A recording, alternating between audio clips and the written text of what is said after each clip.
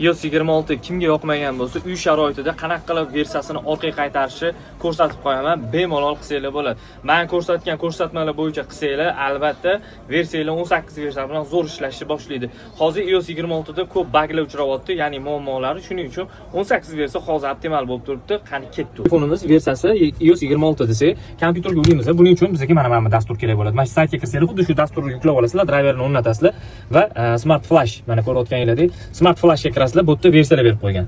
Mana iOS 26, 18.2. Mana mashinaga ko'chirib olasizlar. Ko'chirgandan keyin ichidagi ma'lumotlarni mana bu yerdan saqlanib qo'yib olasizlar. Kompyuteringizga o'tkazib olasizlar. Rasmni, video kontaktni o'tkazib olgandan keyin Smart Flash orqali yuklangandan keyin mana buni bosasizlar. Mana Quick Flashni bosasizlar. Shuni bosgandan keyin flashni bosib o'rasizlar, avtomatik orqaga versiyasini qaytaradi. Ichidagi ma'lumotlarni olinglar, kompyuterga ko'chirib olinglar va yana shu iOS 18 da normal zo'r ishlashni boshlaydi iPhone. Agar video yoqqan bo'lsa, like bosib qo'yinglar, bilmagan do'stinglarga yuborib qo'yinglar. Agar iOS 26 versiyasini o'rnatib qo'ygan bo'lsa, u ham qiynalib yurgan bo'lishi mumkin.